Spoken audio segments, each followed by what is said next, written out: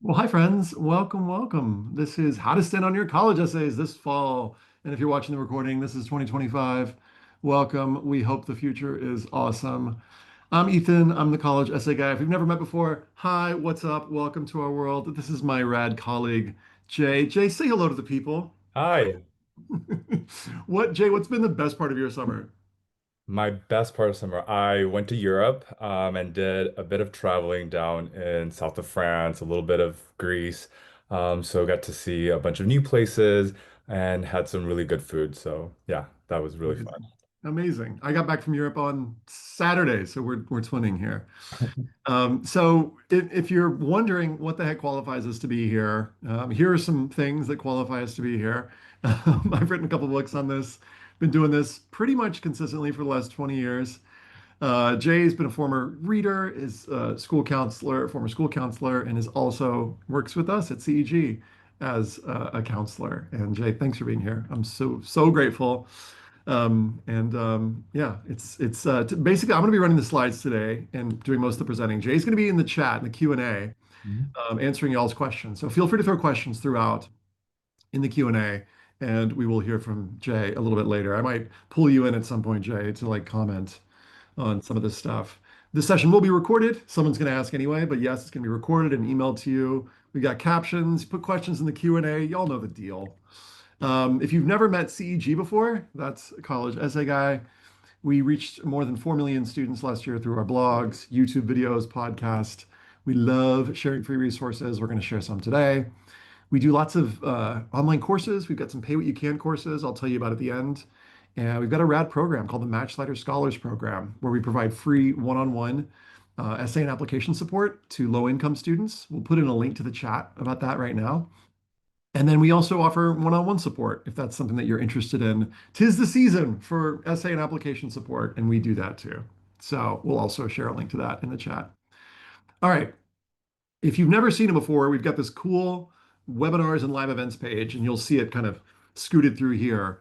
It's basically, we'll put that link in the chat, but it's collegeessayguy.com/webinars-live-events. And you can basically opt in with one button to actually basically add it to your Google Calendar. So it's pretty cool. And then you can find out about other stuff that's happening in the next coming weeks. Today, I'm going to talk to you about supplemental essays at the start. I'm going to talk to you about, because I spent a lot of time thinking about them over the last couple of weeks. I'm going to share with you 5 qualities that, based on our research, these are things that college admission offices are looking for and why they're important. I'll share with you some basically questions if you're working on your personal statement, some questions to consider, whether your personal statement is on challenges or not on challenges. And then I'm going to give you some tips for up-leveling your activities list. We'll get into that just a little bit. And then what are some qualities your supplemental essays should probably demonstrate? A little bit, I'll kind of go over that. I'll walk through the new challenges and circumstances section on the additional info, and then tell you a little bit about our upcoming courses. So let's do this. Okay, here's what I learned from analyzing, yes, 300 plus supplemental essay prompts. I kind of want to show you this, like, I'm going to show you a screenshot of my spreadsheet. It's kind of wild. Here, let me just, I'm going to actually just like bring up the spreadsheet. This is what it looks like. I have this really wild spreadsheet where I categorize. So I'm up to 78 schools so far. These are the 78 most Googled schools, not the most popular. Well, I guess they are kind of the most popular, not the most like highly ranked, but schools that students are looking for.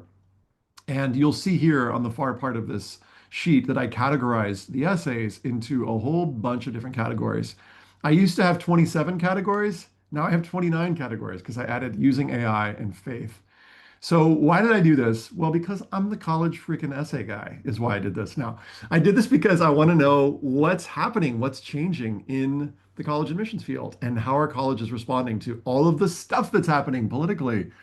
So let me share with you what I learned. And this was a project, basically the supplemental essays release August 1st. And I spent the better part of a week and a half like going through all this. So I kind of, if you looked carefully, you saw the answer to this question. But if you had to guess, fix an answer in your mind, how many supplemental essays that students have to write if the school actually asks for a supplemental essay, because some schools don't. If they do ask for a supplemental essay, the average is about 2.5. supplemental essays. So some schools, will have a bunch, like American, Brandeis, and Boulder have just one, but some schools like Stanford, MIT, and Caltech will have like 8 or more supplemental essays.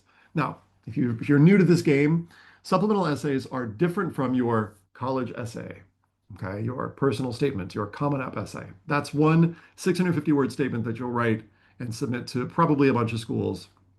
These are essays that are required in addition to those. Now, not every school takes the personal statement. A school like the University of California schools has its own application, but many of the private universities that you'll apply to require supplemental essays. And I didn't, in my count, include schools that don't. Like Northeastern has no supplemental essays. And if you're like wondering, where do I even find these? Check out the Common App, and you'll be able to find them there. So another little mini pop quiz here. By the way, speaking of pop quizzes, we've got a little poll. I'm kind of curious who's here. Maybe we can throw that up, Amy, just to get a sense. Are you a student? Are you a parent, counselor, or just other interested human? That poll will pop up in just a second. So the most popular prompt is maybe not the one you think. In fact, if you had to fix in your head, what do you think is the most popular supplemental essay, whether you're new to this game or you're a counselor who's been doing this for years? What would you guess is the most popular essay? Many folks would say the Why Us essay, because that's really been the most popular one for years and years. But actually, it's not the Why Us. It's something called the Identity plus What Will You Bring to Campus essay. Now, that's a lot. That's a lot more words than just Why Us. But essentially, this prompt, and really about 2/3 of schools that I looked at asked some version of this. So it's like hugely popular. Looks something like this. So for Johns Hopkins, how has your life experience contributed to your personal story, your character, values, perspectives, or skills, and what you want to pursue at Hopkins? The next one is what life experiences and or unique perspectives are you looking forward to sharing with fellow owls? So that's kind of a similar vibe there. How are you the right fit for WPI? And then there's another one. Not many schools, by the way, offer like response to a quotation, but Wake Forest says, hey, pick one of Dr. Maya Angelou's powerful quotes. How does this quote relate to the lived experience and what you plan to contribute to Wake Forest? So it's hugely popular. It comes in lots of different shapes and forms. And I'll talk a little bit later about some tips on writing this one. But just to kind of stay high level for a second, the why major essay is another really popular one, which is like, why do you want to study what you want to study? Why is this important? I think that many schools care about major fit, which is to say demonstrating alignment between the things that you have been doing and the things you're interested in doing in the future. In other words, if you're interested in studying engineering, can you demonstrate that this has been something that you've been pursuing, exploring? Same thing with entrepreneurship or even, I don't know, Italian. If you're like, I want to study Italian. Well, how have you been studying Italian? What's that look like? So how can you demonstrate major fit, fit to major? Some other things that I noticed, some people I think were expecting more, including myself, expecting more to change based on the way that politically there's been, lots of talk about DEI, diversity, equity, and inclusion. I thought, honestly, a lot more schools would be changing their prompts. You might be surprised to see that many schools, I'll give you some examples, kept in their language some explicit mention of diversity, equity, inclusion, pluralism, or difference. In fact, 31 of the prompts from these schools kept some mention. Now, there were some exceptions. Columbia, for instance, tweaked its prompt slightly. I'm kind of curious to see where this goes. But another thing that's been surging in popularity, and again, this is very big picture. We're going to get tactical in just a minute. More than 15 schools now have a navigating differences prompt. So schools like Amherst, Columbia, Dartmouth, Duke, Emory, NYU all added one where they basically ask some version of based, what's an experience you've had with somebody who had a different opinion, different life experience from you, where you had to navigate some kind of difference. How did you navigate that? What did that look like? So that's one that you can potentially expect this coming year. I was surprised. I thought there were going to be more graded paper requirements because of ChatGPT and everything, but nope. Not many prompts, not many folks asking about AI use, just Duke and the University of Florida honors program that I've seen so far. I've kind of expected over the years for video essays to become more popular, but they haven't. Just a very few schools have an optional video essay that you can submit. So, all right, what does this mean, practically speaking? And I've got stuff for students and stuff for counselors. So you can probably expect for each school that you're applying to, that's a selective school, to write 2 to 3 of these supplemental essays. Almost certainly, you're going to write an identity and what will you bring essay. I've got an exercise for this that I'm happy to share out. Actually, I'll share it in just a minute. You can also expect to write a why us and a why major essay. We've got guides and YouTube videos for these types of essays. Maybe there's going to be a community essay that you'll need to write or a navigating differences essay. Again, guides for these, you can Google them. For counselors, we've got a bunch of counselors on the call. If you're coaching students on this, I'll just end the poll so you can kind of see who's here. I'll just show you that mostly we've got 12th graders, more than like 45% of you are seniors, and about a third of you are parents. Welcome.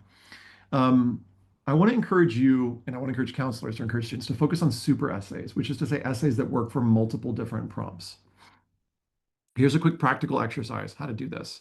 So this is an exercise that I call the roles and identities exercise. You'll see it all over my YouTube channel and many of the videos. If you can't access it right here and now, don't worry, you can access the link later and we'll share it. But the way this exercise works pretty simply is you basically jump into your to this exercise and you go, all right, what are some different sides of myself that I'd like to show in my application? So maybe, for instance, you're an experimenter, but you're also a facilitator and you're also a geek. What are some specific examples of you being these things in your world in high school? And then part two of this, how will these different roles and identities manifest on the college campus? So you say you're a geek. What are you a nerd for? I'll just pick, I don't know, for me, I was a theater geek. How would my theater geekiness manifest at Northwestern? Well, I'd probably want to pick some specific things that theater geeks would love. And that's basically what you're doing in this particular prompt.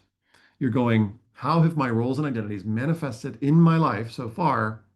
And then you do some research to figure out how might they manifest on the college campus. And that can become what I call a super essay, which is to say one that you can reuse for multiple different schools.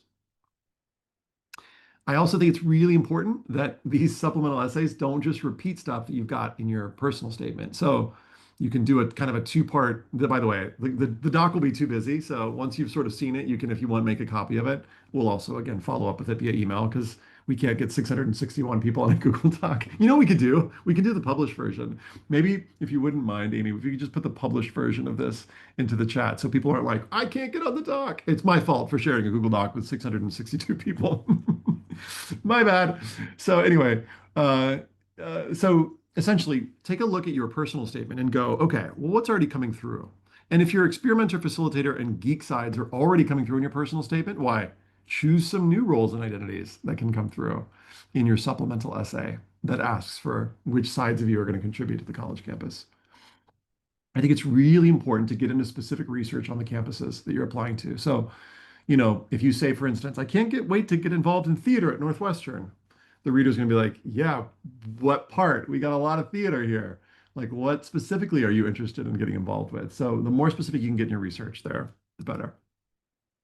And those are some things that I learned, big picture on supplemental essays. Okay. What do colleges care about? What are the things that they're most interested in learning about you? I thought it was, I've always thought it was kind of vague and kind of like, oh, we're not really going to be able to know. And then I saw this page from Caltech. And I did this whole podcast last year about, basically what colleges are looking for. It was like a 9-part series. And there's this particular thing that colleges say where it's like they're looking for like, positive character, positive qualities. And I was like, what positive qualities are they looking for? Well, oftentimes colleges will tell you. If you look at Caltech, for instance, they kind of do a especially good job. They tell you that they're looking for students who are resilient and students who have a collaborative spirit and who are creative and inclusive and not only are single-mindedly determined, but also have an outlet and do cool things besides, science and math. So I was like, I wonder if there are other schools like this. And lo and behold, there were. And lo and behold, we created a separate spreadsheet and looked at more than 300 schools and created a big old list with some support from our friend ChatGPT to analyze it. And then we checked it with college admission officers, and we came up with a list of what we call our college admission nutrients. These are not the be all end all. Let's make it an arms race. So you have to go create and find all these qualities. No, it's more like if you're thinking about, showing yourself off in an application, if you can show these qualities, chances are These are good qualities that will make for a healthy application. But also, you'll be happy to know these are not just qualities that are useful for getting into college. These are qualities that are, I think, well, not just I think, but science shows that they're useful for living a good life. So here they are. Intellectual curiosity. What are you a nerd for? Service to others. How do you look beyond yourself to contribute to others' lives? Leadership. Some colleges call it leadership, some call it initiative. How do you start things? How are you ambitious? Collaboration. Are you just a lone wolf or are you somebody who really likes to work with others? And if so, how? What does that look like? Consistent engagement. Are the activities on your list not just like one-off things, but things that you've been involved with over a couple of years? And we also looked at, okay, what are the qualities that employers need? So not just what colleges want, but qualities that give life meaning. And also, as we've looked at these, we've looked at a bunch of research. These are qualities that also, post-college are things that when people are hiring, these are qualities that they're looking for. Not the qualities, there's some qualities that they're looking for. So a couple of things I want to say about these. One is that each of these is pretty elastic. So intellectual curiosity doesn't necessarily have to be an academic subject. It doesn't have to be math or science. Your geekiness could manifest itself in so many different ways. I mentioned, for instance, well, I'll just give myself an example, theater, when I was in high school. My intellectual curiosity manifested in like looking at different theatrical forms growing up and when I was getting into like experimental theater and stuff, my senior year of high school. My intellectual curiosity also manifested itself. I'm going to share my face for a second. Hi. Also manifested itself in terms of the poetry that I was interested in reading and writing, the literature that I read. I guess literature is kind of an academic subject. But intellectual curiosity can mean so many different things. And so don't put yourself in a box there. If you're like, well, what does intellectual curiosity look like in my life? Ask yourself, what are the things that I would spend literally hours talking about? What things really light up your brain? Because that can be super, super wide in a great way. The next one's service to others. I think sometimes students think that service to others has to look like, I have to be volunteering with a particular organization, or it has to be like Boy Scouts or Girl Scouts, something that's like a sanction, like officially sanctioned. But there's so many ways to help others. It could be, for instance, that you really support your family. Maybe you work a job and your service is about taking care of your siblings. Or service for you looks like, being a listening ear for your teammates. So service to others, again, take this broadly. It doesn't have to be like service hours in the sort of the typical sense that we would imagine. Where is it that you have your attention focused outwardly on helping support the people in your life that you care about? The next one, leadership or initiative, is another one that I think students sometimes pigeonhole themselves and they sort of think, oh, it has to be like I have to be the president of something or the co-president or the founder of something. And there are just so many ways that I've seen students show initiative over the years. It could be that you take initiative on a particular project. So maybe you're the one who, in a particular instance, you're the one who's like, let's say on a group project, you're the one who like organizes the spreadsheets because you love to organize things. Like it could be that your leadership manifests in that way. It could be that your leadership, for instance, manifests itself based on, well, actually, let's do a little exercise on this. You can kind of, use the roles and identities exercise at the end for this one. So check this out. Let me show you that roles and identities exercise. And here, check this out. Thanks for putting that, Katie, into the chat. Let me just click the one that's in the chat. That's going to be easier. So if you take a look at the link that's in the chat. Here, I'm going to share my screen so you can see it. Okay. So imagine that this list here, which, whoops, let me share this screen. There we go. Okay. So here's this list of, I can't get rid of the other stuff. Oh, well. Here's this list of roles and identities. Imagine at the top of this, though, is a list not of roles and identities, but let's just call this the leadership list. So imagine, for instance, that we call this not the roles and identities exercise, but the leadership exercise, or the how am I a leader? Now look at these through that lens. Look at all of these qualities and ask yourself, well, how is it when I'm in a group scenario that that I lead? Are you the enthusiast who just like hypes people up? Are you the philosopher who sort of like goes, wait, we need to zoom back and look at the bigger picture here? Are you the question asker? the one who's asking difficult questions and like thinking, hey, how are we making sense of this? Are you the one who's making peace in the group? When things get heated, are you the one who's like sort of, are you the artist, the creative? You're like, great, cool ideas. You guys come up with the ideas. I'm going to help make them look awesome or sound awesome. There's so many ways to lead. So that's just a simple exercise. I'm going to undo this so that you can think about what are all the different ways that you lead. Collaboration. I mean, this exercise also works for this. You can just retitle this not the leadership exercise, but the collaboration exercise. When you're working with others, who are you on the Mission Impossible team or on the Avengers squad? Are you the instigator, the one who likes to kind of ruffle feathers and get people like really speaking for what they care about?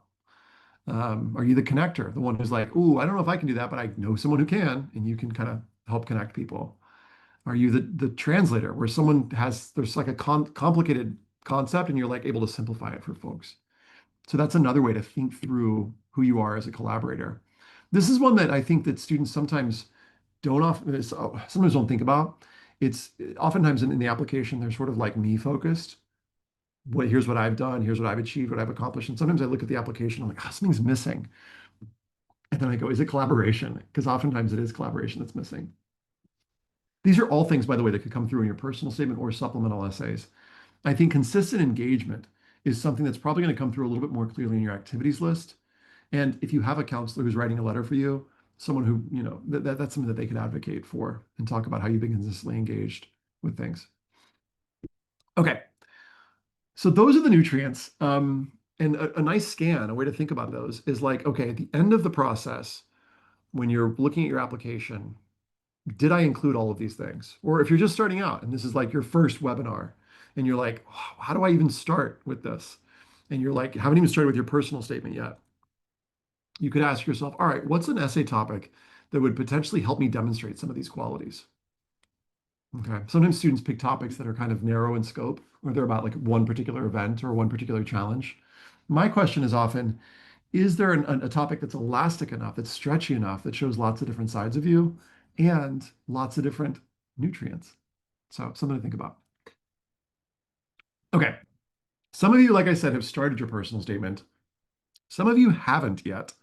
But either way, I want to give you some questions that you can ask of your personal statement when the time comes.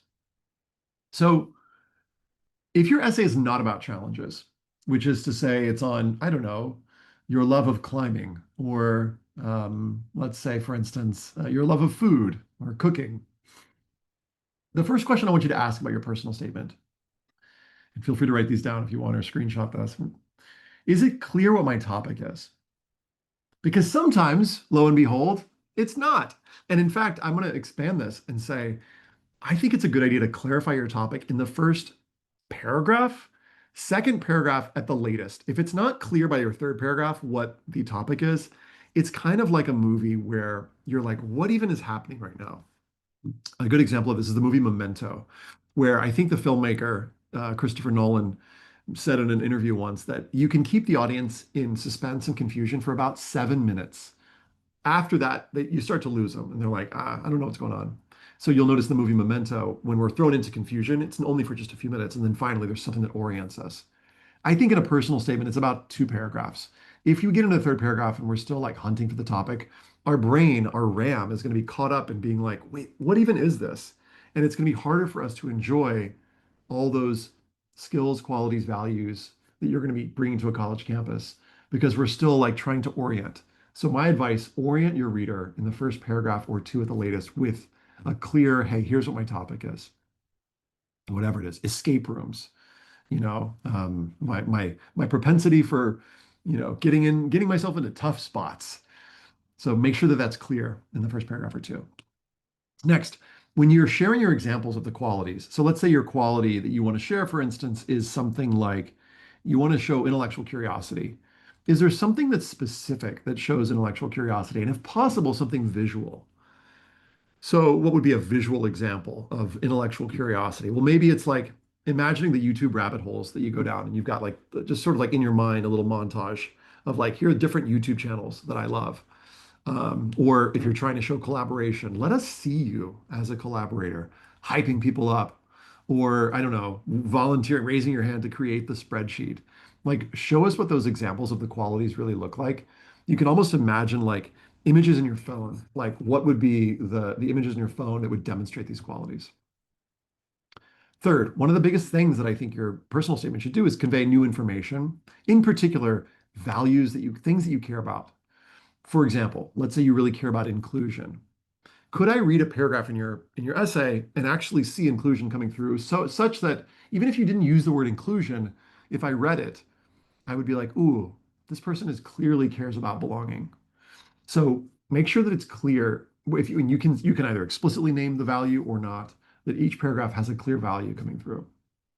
And then something I'm a big fan of, Katie Sweeney, who used to be an admission officer at Reed, used to say, the way that I know that a student is college ready is if they can answer the question, so what? So can you, 2 to 3 moments in the essay, answer so what in a way that surprises us? Because to me, that's the difference between an insight and a non-insight.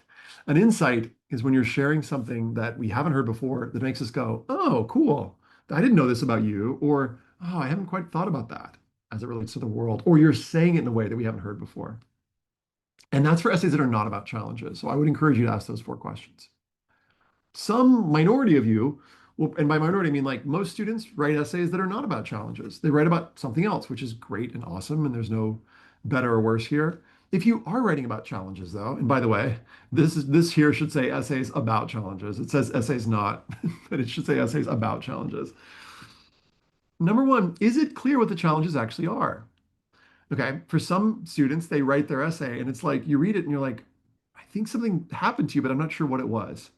Now, side note, you don't have to get into all the details about whatever the thing was that happened to you, but I think it's important to give us some sense of what the challenge was. Okay, probably again in the first paragraph or so.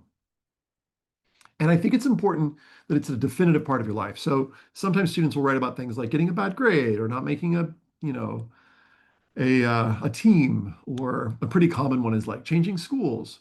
But I really think it's important that if you're going to write about challenges, that it should be something that was formative and in a big way. So I'm going to kind of leave that vague for now because there's lots of ways that that could go. If anybody's wondering, what about mental health challenges?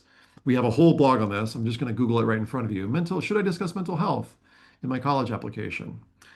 My high level version of this is that there's a part of the application called the additional information section where you can describe mental health challenges, struggles.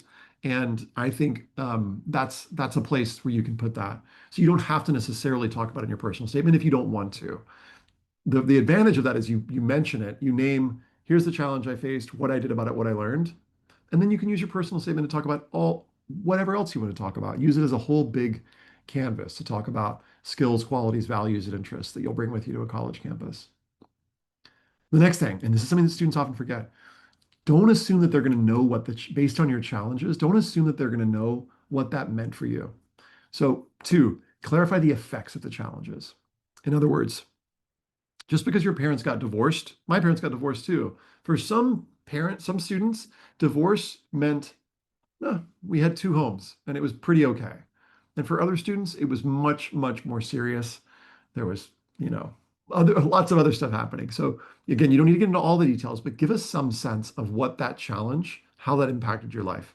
And I'm talking about effects like at first in the essay, like the quote unquote negative impacts, because then that sets you up for what did you do to overcome the challenges? I've got a great exercise on this called the feelings and needs exercise that based on nonviolent communication. Shout out to Marshall Rosenberg. What? By the way, one of my favorite books. You should totally check it out if you don't know it. But there's an exercise called the feelings and needs exercise, which we'll throw it into the chat here. That's a great one for helping you to think about how the impacts of what you experienced have actually informed the choices that you made. So for instance, I had, divorced parents. It was tough for me to find belonging in some sense, but I joined the theater. And through that, I had this need for belonging that was actually really met. I felt really met with my community there. That's a very fast version of it. There's a longer 20-minute video that you can check out. But colleges really want to know, like, really think of this challenges and effects as really the setup for what you did to overcome the challenges. Finally, what did you learn? I mean, that's what's going to give us a sense of what kind of college student you're going to be. If your whole essay is just about the challenges, what they're going to come away with is like, wow, dang, this person's really experienced a lot. But I want to encourage you to like squish that up into the first third, max first half of the essay and get into then the so what? What did you do about it? What did you learn from the experience? Because that's going to give us a sense of what kind of community member you're going to be. By the way, when you're writing your first draft, give yourself freedom to write more than 650 words if you're writing about a challenge. And you don't have to like put all this in like two paragraphs. Just write, especially if you're writing about this for the first time. Take it easy on yourself. And then spend some time thinking about what you did to overcome and what you've done to learn about the different or what you learned from the experience. That sounds like I'm kind of setting you loose, but I have other stuff that I want to say to you all. I've got more on that if you want. I can cover that in the Q&A. I'm trying to leave plenty of time for Q&A today, by the way. All right, shifting gears, shifting context. We've talked about the personal statement. Before that, we talked about supplemental essays, but you've also got this thing called the activities list, which is kind of like your brag sheet. So your brag sheet is basically going to talk about whatever the most cool, awesome, achievement-oriented things you've done outside of school. Here's some tips. I love these. This is from Tom Campbell, who's not here this week. He's out at Burning Man. We send him love. I think it's okay that I said that. I think it's fine. Anyway, putting him on blast, loving blast. I'm not there this year, though. I have been in years past. Anyway, number one is to pack the space with pride and personality, which is something that Tom always does, side note, which I really appreciate. And I'll give you examples of this in just a minute. Ask yourself if you need to explain or establish your activity, and I'll give you examples of that in just a minute. And I want to encourage you to prioritize initiative, which is one of those nutrients, and impact, what impact you've had on the world. Okay. So what does this look like? Pride and personality. Well, if you look in the comment app and you kind of print out your PDF and you just put basketball and the role as player and your description is self-explanatory, like that's fine, but I didn't really learn anything about who you are as a basketball player, as an athlete. So here's another more filled out one. Basketball, what was the role? Power forward and team Baker, Ease Purpose and Joy Academy. Okay, there's no Ease Purpose and Joy Academy. But look at this description. Integral part of a driven PIAA championship winning team. Great to include that. Yes, you can totally weave in accomplishments to these descriptions. Treat teammates to new baking attempts post game, replacing our lost sugar and salt. I just love the sass in this one. Sorry. I don't think I've ever blown my nose on a webinar, but apologies. I'm like getting sick, I think. But I'm still here. I'm still here. Okay. Sorry. For those of you who thought that was gross, I just really apologize. I guess I could have gone off camera, but then you would have been like, where's Ethan? Okay. So, second, do you need to explain or establish your activity? Check this out on the left side. If you've got something that's kind of unusual or unique, yeah, you might want to explain it. Maybe it's something that you started, or there's a name that you're like, oh, they're not going to know what this is at all. I think you can use your 150 character description, which is like a line and a half. It's super short. 150 characters is like, well, you can see the example here. That's probably actually longer than 150 characters, but that's about 150. But maybe if it's a common activity, you want to, like the last one, establish your role or impact. So you're the team mom with Band-Aids. Maybe you put together the hype playlist on the bus. So I wanted to just encourage y'all to have a little fun with this, get a little creative. The reader's reading so many of these, so many of them are straightforward. It's fine to be straightforward in these if you want to be more professional, but I just love it when students put a little bit of energy into like bringing some creativity to this. Spend like an hour on this. Don't spend like 6 hours on this, okay? I want to just like limit the scope because I don't want y'all obsessing over this because it's like the make or break thing. It's not. It's just there's an opportunity here, is kind of what I'm saying. All right. Initiative and impact. What does this look like? So instead of saying like, I raised money to donate to a school in India and we sold t-shirts and bracelets, give me a sense of what you did. Give me a sense of your responsibilities. Give me some active verbs. Arranged advertising events, organized fundraisers, presented to the student body at assemblies. Oh, by the way, more than 400 students. Great to know. I'm not going to know that unless you tell me. I'm not going to kind of have that in my mind of like, well, how many students are at this school? Let me check the school profile. Instead of raise money for children in Africa, get specific. We raised $3,000 and we bought, paid for uniforms and scholarships for this particular school. So, again, specifics, impact, super important here. They're reading fast, but you can tell the difference. Like I've read so many of these that I can tell when one has really been carefully. You usually see numbers like this when one has been carefully put together. Okay, that's kind of what I want to say about the activities list. We've got a guide on this. Again, you can Google it. But yeah, that's kind of those are kind of some things that actually aren't in the guide. You'll find more in the blog version. Okay, new section this year. For years, we've had something called, let me just share my face for a second for variety. Hi. Something called the additional information section, which is like in the past has been like a 650 word statement that's like, what else do you want? Not a statement, sorry. It's like a section. It's a space. It's like, what else do you want us to know? And students are often like, what goes here? So as you may guess, we have a guide for this. But what they did this year is they split it into two sections. So one is the additional information, and one is the challenges and circumstances section. And here's what that looks like. Sometimes the student's application and achievements may be impacted by challenges or other circumstances. This information can help colleges better understand the context of your application. Would you like to share any details? If so, great. And if you don't, by the way, you're totally fine. You can get into college without listing challenges and circumstances. But some of you out there are like, oh, yeah, I've got a thing. And I was going to put that in my personal statement. Guess what? Now you don't have to. Because you got 250 words to, in bullet points, and bullet points are fine, name some of the things that have been difficult in your life. For instance, school-specific policies and curriculum. Maybe you've got like a particular thing where you can only take like two APs your senior year. And maybe your counselor is mentioning that, or maybe it's in your high school profile, but maybe it's not.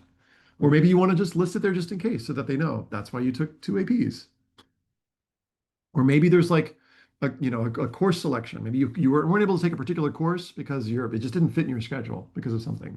Put it in there if you think it's going to be something that's a big deal. Maybe you couldn't participate in extracurricular activities because you're like, I live an hour from my school, and in order to do that, I would be back home at like 8 p.m. each night, so it just wasn't right for me. So I just can't, couldn't participate in extracurricular activities. Or maybe your school doesn't even have extracurricular activities. If you're an international student and you're like, bro, what even are extracurricular activities? My school doesn't have any. You can just list that just briefly. Academic performance notes. If you got a bad grade in physics, like I did, you can be like, yo, I got a C in physics. I don't know if I put that in my application. I don't know if I even said why. I don't know if I had a great reason. I think I just was very bad at physics. What else? Home and family responsibilities. Yeah, maybe, for instance, a lot of your time is devoted to working. I worked in high school. I worked at McDonald's. Then I worked at a video store. And this is mostly for spending money. A little bit, did I contribute to family expenses? I don't think too much.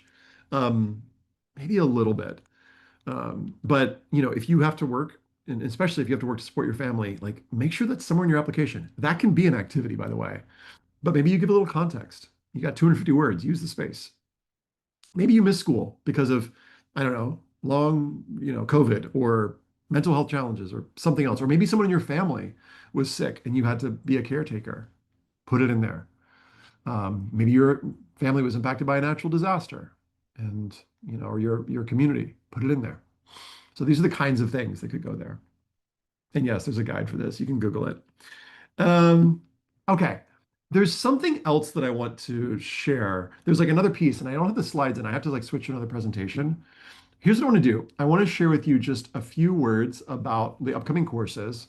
And then I want to kick it over to Jay. Jay, I'm giving you like a 2 or 3 minute heads up because I want to kick it over to you in a couple minutes to just share a little bit about some of the questions that you're seeing and maybe highlight a couple of the things that you would like to just make sure that everybody is aware of because not everybody's following the Q&A replies. So I'd love for you to just kick it to you for 2 minutes. That'll give me enough time to go find the other slides. And so we're going to kind of go team here in just a minute. Okay. If you're interested in more support and resources, we'd love to help. I mentioned some of these already. We've got tons of free resources on our website. You've got some of them linked in the chat. We also have something called a family handbook for college admission. Let me just click into this for a second. Oh, you have to. This is the opt-in version. Let me just show you what this is. Let me just behind the scenes stand by because I think this is really cool. There we go. There we go. A family handbook to college admissions. This is something that has, if you're kind of looking for like the 37-page version of like applying to college, it's got everything in this from how to build a balanced college list, thinking about financial aid. It's got stuff on testing, essays and applications, finally picking which school to attend. So it's kind of like our crash course version of this. So this is on our parents page. I'll throw this into the chat if you're interested in this. This is a really good resource. And by the way, school counselors, if you're interested in like using this, you can totally make a copy of this. Okay, add your logo here, tweak it, add in your own stuff for your school. We're totally fine with that. Okay, leave the little college as a logo on you, just so we get a shout out. But we love it when counselors share this out, and then it seems like a partnership, a collaboration. So we're totally cool with that. We've also got courses that I want to tell you a little bit about. We've got a course happening right now on applying to highly selectives, which we'll put in a link to. And coming up in about 3.5 weeks, I've got a course on your writing your personal statement and supplemental essays. And then we're going to do one on the UC personal insight questions, which for some students is like, how do I even write those? It's a totally different process from the personal statement one. We also do one-on-one stuff. So just the high level one-on-one application support. We pair you with an awesome coach. You can get all your essays done. We work for, hours and I mean, hours and hours. How long does it take? Because sometimes people are like, how long does it take? I'm like, I don't know, 10 hours, 20 hours. Like it takes what it takes is the answer. And this is like pretty robust, comprehensive support. We've been developing this over the last 20 years. We've also got, for those of you who can't afford one-on-one support, our Match Later Scholars Program. So we'll put both these links in the chat as well.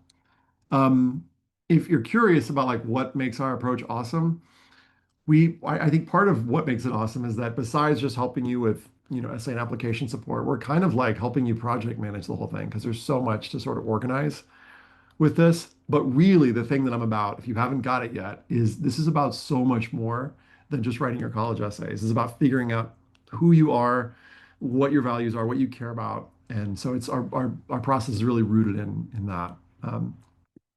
What else? What else? Oh yeah, self-discovery. That's where we start. We got tons of awesome brainstorming exercises. We move into sort of like big picture strategic planning, thinking about which topics go for which essays. We support on pretty much all aspects of the application process. If, however, you're more like, oh, I kind of would like to take a course, we've got a couple courses. The first one is this personal statement course that's starting September 24th. Look at me in a very similar shirt. And we've got 4 sessions. It's taught over 4 weeks. We meet on Wednesday evenings. And we start with brainstorming, lots of different awesome topics. Again, this starts in like about a month. We outline and write, and you have homework in between the sessions. Then we get into revising. I give you everything you need to know about how to up-level things, and then refining. How do you end it? How do you find if this is like truly the story for you? And then we segue right into, and these are led consecutively. So it's like Wednesdays we do personal statements. Actually, Wednesdays we wear pink. Wednesdays we do personal statements, and Thursdays we do supplementals. And you can think big picture about how different parts of you fit into the different parts of the application. Um, so these are for students who are like, yeah, a little more self-driven, a little more like, yeah, I can get this work done on my own. I just need the resources. Um, we have tons of videos. You can get access to the videos, like the modules. It's got like 50 plus videos right away when you sign up. Last year, we had a price, it was $5.94. We've dropped the price this year just to make it a little more accessible. And speaking of access, it's really, really important to us. So if you look on either of the pages, and you're like, I can't afford this, if you scroll down to the bottom here, you'll see, where is it? Pay what you can spots. Click request a pay what you can spot, fill in this little form, and if you can't afford it, it should walk you through the steps of how to, yeah, it does walk you through how to join the course and to not have to pay anything if you come from a low income family. So would love to have y'all. Would love to have y'all. What else is on here? Oh, special offer. If you sign up now and if you act now, we're going to give 100 bucks off the already reduced price. So the courses are like 350. And the coupon code that we're going to use for that is fall 100. And we're going to do that through like the end of this week, so through Friday. So would love to have some of y'all join. And we'll put the link to those courses again in the chat. Actually, I got it right here, so I'm just going to throw it in there. So you're getting all the links. All right. I think that's it. Are those all the things? Yeah, we're at Q&A time. Okay. I'm going to still deliver on the thing that I said I was going to do. But first, I want to kick it over to you, Jay, for a minute. What are you seeing in the chat? Tell me, give us the report. What are folks talking about? What do you feel like is important to emphasize? Um, Yeah, there's just a lot of questions about the activities section right now, like how to order it, what kind of details you should include in the description. So yeah, a lot of questions pertaining to that. awesome. So in terms of like ordering the activities, the instructions state to order them from the most important activities to the least important activities. So generally speaking, sometimes students like to put major related activities in the top. For example, a summer research that they just did that was really impactful, that they learned a lot about, and that's encouraging them to pursue that field. That can go in the top. Any activities where the students have participated and demonstrated a lot of impact, showed a lot of leadership, those should also go closer to the top. So yeah. And then in terms of detail, just more than the generic, we always say like for students who play tennis, don't just say like you practice tennis every day. Maybe if you won a recognition or award from tennis from your school or from your region, you could put that award in the activity description. If you were team captain and you led a number of events or practices, you can include that type of information into the activity description.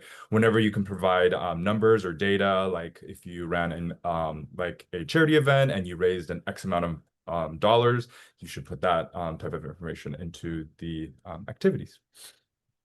There's also some questions regarding like the additional information and what you should put in there. I think you already covered a lot of that already. But just to reiterate, just any additional information that you want to share with the colleges. Sometimes students might want to put something into perspective. Maybe they had an illness and they want to talk about that, or maybe they had a parent going through divorce and that really affected their academics and they wanted to talk about that.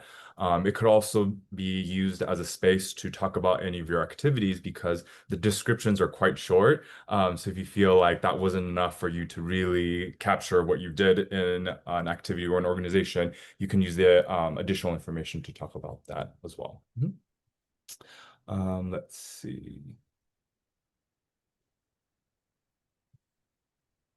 There's a lot of questions about, how to best talk about utilize their supplemental essays and the personal statement to talk about their activities. Do they need to use the personal statement to highlight everything about them, or can they use the supplemental essays? And it's both.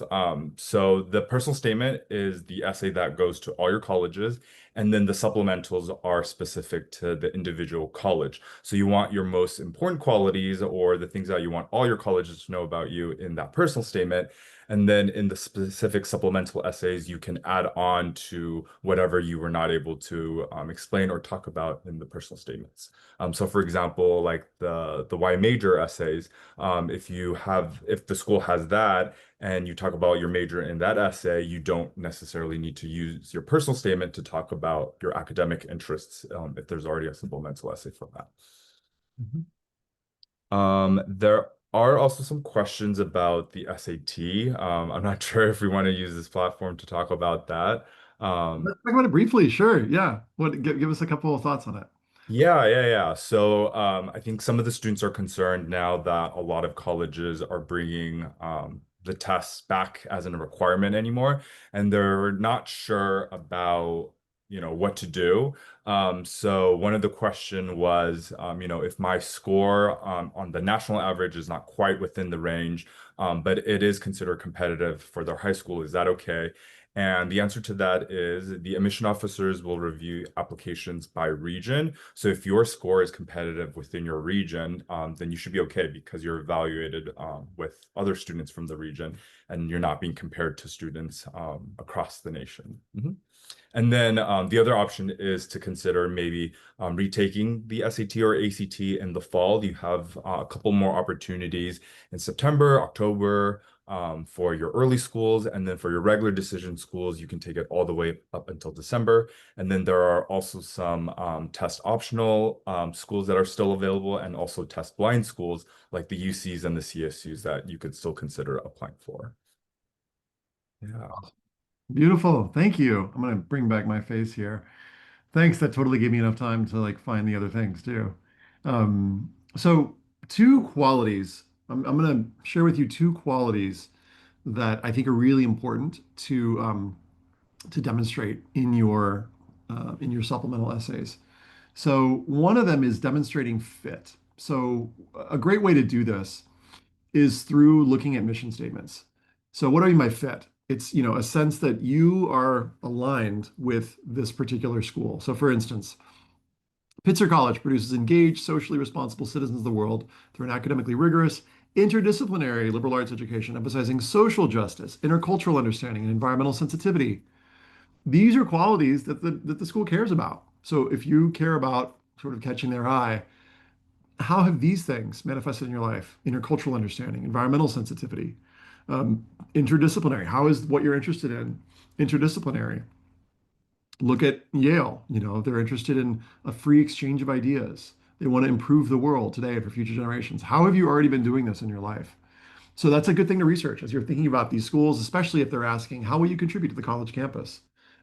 Sorry, doing this again. Okay. Okay. Um, in terms of, Swarthmore, they've got specific things, on their mission statement where they talk about these qualities. So you can look at these. We've got bunches and bunches of examples. Bennington talks about self-direction, self-reflection, self-restraint. MIT talks about initiative, risk-taking. So these are things that you can research and you can weave into your supplemental essays. The other thing that you can weave into supplemental essays, especially if they're talking about if they ask why are you interested in your particular major, and I couldn't find the slides for this one, so I'm going to give you a little sneak peek into a doc from the course. But when it comes to the why major, they're looking for alignment. Okay. And alignment, which is to say, are you academically aligned with the major that you're going to pick? And this matters especially for highly selective schools, competitive or impacted majors, popular majors, computer science, engineering, et cetera, or under-enrolled majors, where they want to make sure you're serious. So you're not just picking Italian because you're like, oh, I'm pretty sure that I can, get in. I'm more likely to get in. They want to see, have you actually been exploring this in your life? So what does it look like in an application? For an international relations major, you've taken courses like macro econ, you've taken foreign language at an advanced level. Maybe you've done, Model UN, you volunteered in a particular program.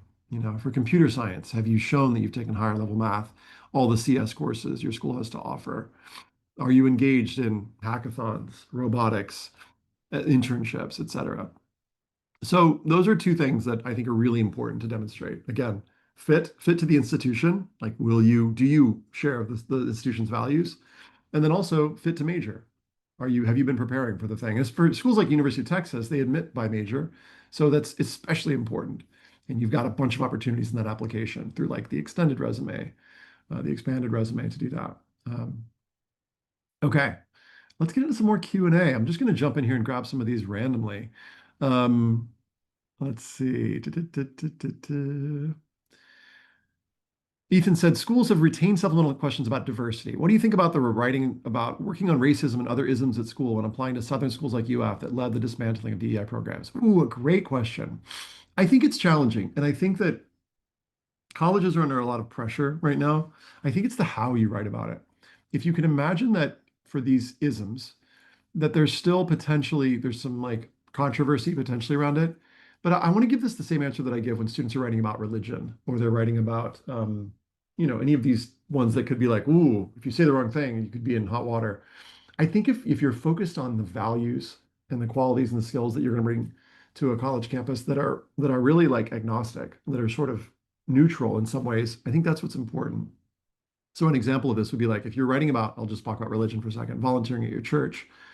If you're talking about doing work at your church that's about, for instance, supporting, low-income youth, that seems to me like just a good thing, like for the world. And it has not a lot to do with the thing itself.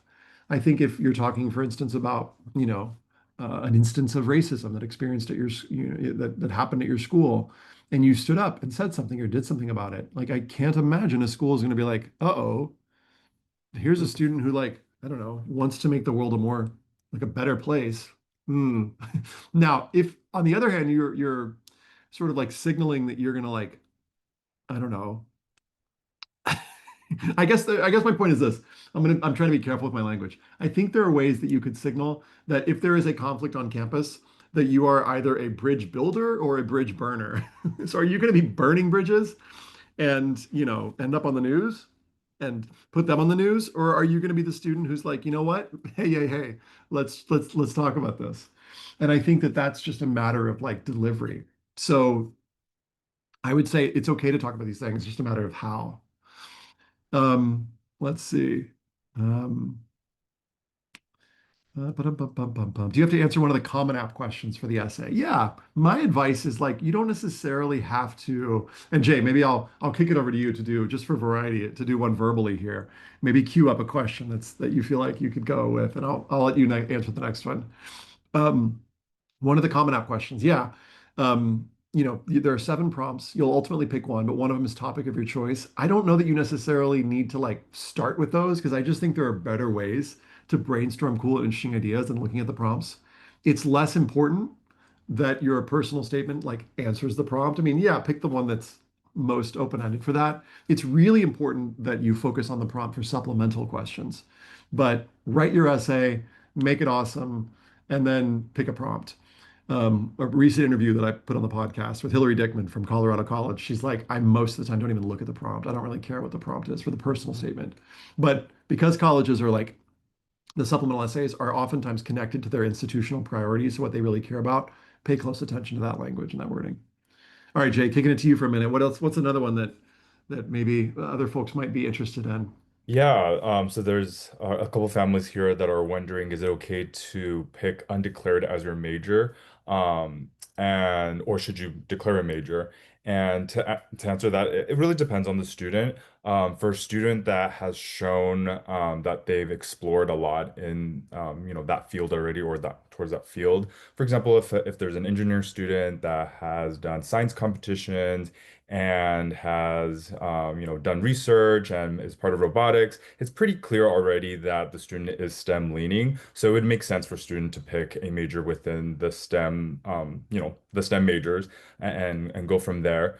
But if a student has a lot of different types of activities and they're not sure yet, they can select undecided. In many of the colleges, though, they do request where you are undecided. For example, are you undecided College of Engineering? Are you undecided College of Art and Science? So you still have to indicate where you're undecided. And then at the end of the day, you still have to write that essay if the school has a supplemental essay that says why major. So then even if you're undeclared, you should be able to explain to the colleges that what you plan on pursuing in college, how you plan on figuring out what you want to do, and then how you can get involved in the school campus as well. Yeah, thanks for that. Mhm. The question came in, is it appropriate for my counselor to discuss mental health in the rec letter if they've also served an emotional counselor role? Mhm. Absolutely. Like, I mean, the counselor's letter role is to sort of like, if you imagine the teacher rec letter, it's kind of like a spotlight on your performance in the classroom. So it's like academically focused. The counselor, so think of it as a spotlight in like theater terms. The counselor is more like bring up the house lights. Like who are you in the context of the community? What have you been involved with? And in some cases, that includes certain challenges that you face. So I think it's fine to do that and set them up. Have them. You might have a conversation about what that would focus on. I think, yeah, totally valid. And I asked for students who live in countries with political, social, and economic issues, would writing about living in these make a good essay or would it make a pity essay? Depends on how you write about it.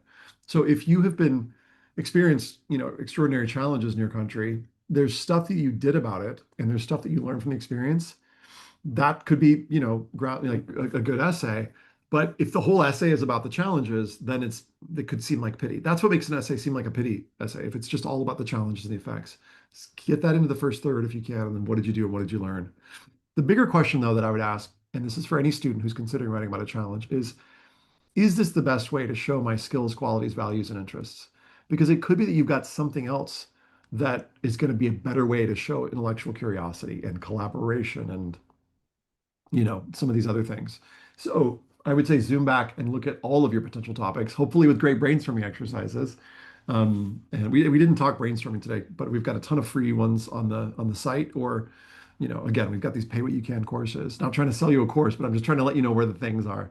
But use great brainstorming exercises to basically, come up with a variety of topics. Because I think sometimes students are kind of trapped in this binary, like, should I write about this challenge or not? And if you can actually shift your attention to be like, well, actually, what if I have 3 or 5 different topics to choose from? Which of those topics is going to help me demonstrate the expanse of who I am? Imagine that the topic that you choose, imagine that your experience is a pie Some topics are going to be like allow you to talk about a slice, like a sliver of your life, and some are going to be like, oh, I can actually talk about more of my experience and who I am. So, choose your topic. The most important part, I think, of this whole process is choosing your topic. And I think a mistake that students make is they go with the first thing that they picked, or they go with something that they wrote in an English class or something. And I just think I want to encourage you to be expansive and allow your topic to change. So, for instance, somebody's asking, I have a challenge I want to write about, but how do I set myself apart? Would it be helpful to show, contrast with a hobby or special interest? Absolutely. That's actually a really great trick, Maria, for bringing something uncommon to your personal statement topic is to like combine it with something else. We don't have time to get into like exactly how you do that right this second, but yeah, combining it with something that you're interested in doing. An example of this was like a student who wrote their essay. The main theme was like LGBTQ identity and coming out, but the essay was mostly about skateboarding, and that made for a really interesting dynamic uh, and essay, and the ending was about freedom and about experiencing freedom. And I'm getting goosebumps thinking about it. But it was about experiencing freedom both, on the skateboard and also in this other way. So, Mm. well, kudos, Jay, to getting, according to the Q&A box, we just got to 100. I don't know if you probably didn't literally answer 100, but I think you probably Right, answered like right. dozens and dozens. And thanks for being my Robin here, or the Robin to my Batman here, like riding sidecar on this session. I really, really appreciate it. And yeah, oh, this is like a fun note. This is a great one. Listening to the CEG team, I see. I don't know if anyone who approaches the college application process with a sense of common sense, organization, info, exercises, and thoughtful recommendations. Thank you, whoever said that, Christina. Thank you. That's really sweet. And thanks for sharing that, Katie. I appreciate it. Well, we're over time, but we started a little bit late. So I want to thank y'all for being here, for spending a little of your evening with us. We got lots more events coming up. Make sure you're on the email list. And Jay, thanks again for being here. And shout out to our moderators, Katie and Amy, for being here. Much love to you all. Have a beautiful evening. See you soon. Thanks, Jay. Bye.